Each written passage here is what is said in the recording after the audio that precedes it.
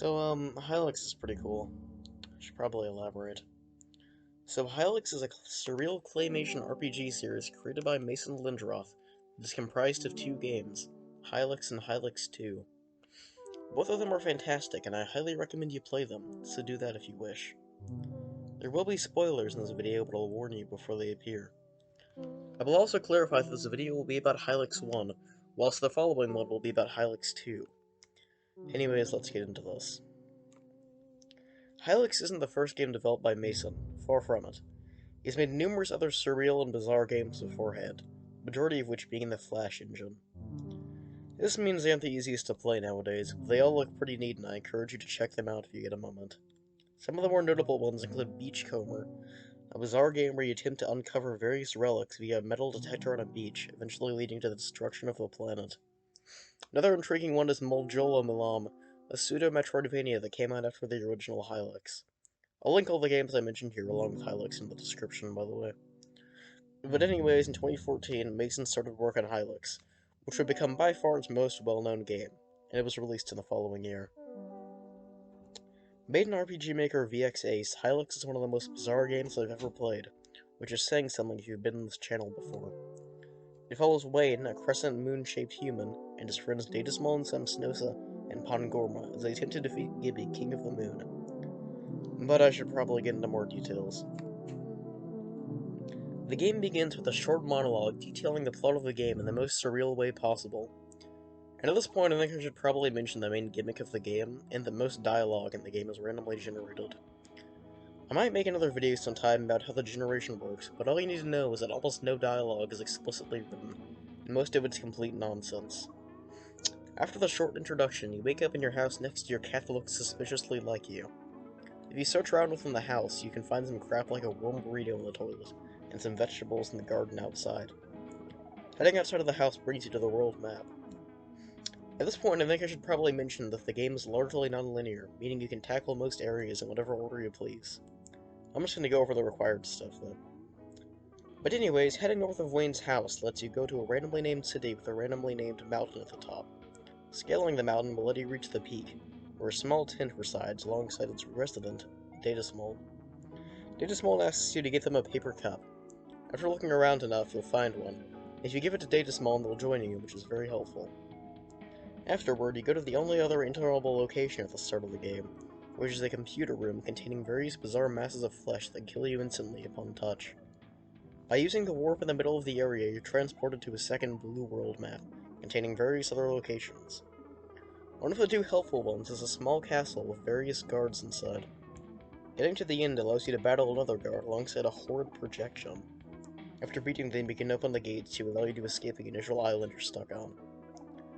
Afterward, the most useful place to go is a small area at the end of the blue world that transports you to your third-party member Samsnosa's house. After venturing into her basement and getting her magic gloves, she'll join you and you can go back to the starting island, where a boat now resides. The next area you can probably go to is an island housing your next party member, the greatest of the Dread Knights of Yethor and Pangorma. After a quick fight, he joins the party and you can proceed. A nice reward for getting Pangorma is that he has reign over the ambulant skulls, which appear throughout the game and instantly kill you when touched. But if you have Pangorma in your party, they're completely harmless. Anyways, the next area is a graveyard that contains a puzzle wherein you must activate various stones. It's also infested with the most annoying enemies in the entire game. After you solve the puzzle, you can enter the Tomb, a dungeon containing a very large amount of enemies that are all incredibly easy. After defeating the Tomb Shrub, you can access the airship, which allows you to beat the game. To beat the game, you need a spaceship key, which is unfortunately $200,000. To get the money, you need to visit a laboratory and battle a fierce creature known as the Clawman to proceed. Within the laboratory is a machine that grants you the $200,000 you require. Afterward, you buy the key and proceed to the moon, where the evil King Gibby resides. After battling your way through an incredibly difficult area, you face him, kill him, and then the game's done. I honestly don't know what happens in the ending, if I'm being honest. The main gameplay loop in Hylics is comprised of wandering around surreal areas and battling enemies. The exploration is fine. The areas aren't particularly complex and don't have a huge amount of secrets, but they're still fun to wander around in. The combat could do some work, though. It's fine, but once you get Datasmal, there's zero challenge to any of it. I think it could have been a lot more fun if it required a little more effort. As in most RPGs, there are items, status effects, weapons, and armor to utilize. Hylics has all of these, but they're not used in a particularly interesting way. Something interesting, however, is how Hylics handles levels, as in doesn't. There are no levels in this game. Instead, all enemies drop meat, which initially seems useless. However, when you die, instead of being taken to a generic game over screen, you're taken to a different area called the Afterlife. Inside, you can grind up your meat inside of a machine.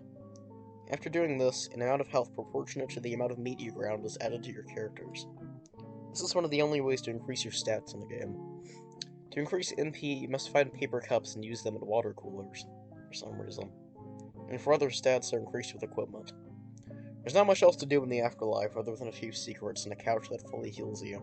There are various crystals you can interact with to be teleported to their corresponding area. The crystals can be activated throughout the game, and whenever they are, you can then teleport back to them in the Afterlife.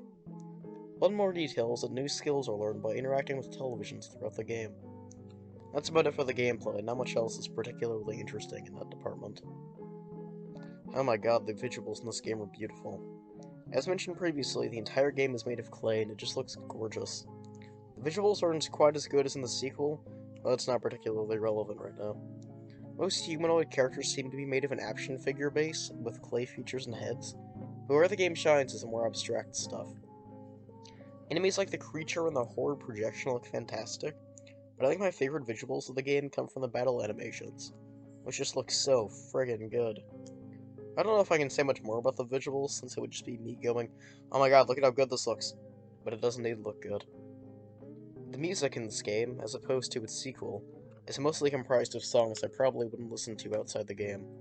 Some songs are pretty nice and relaxing, such as the ones that have been playing throughout the video, but some are like that. Yeah. But they're all still very fitting and work very well in the context of the game. Most of the soundtrack is up on Mason Lindroth's YouTube channel, so I'll link them in the description. This game is good. Yes, the combat is a little easy and underwhelming, but everything else is so perfect that I don't think it drags down the game. Unlike someone else I know. So basically, go play it. It's good.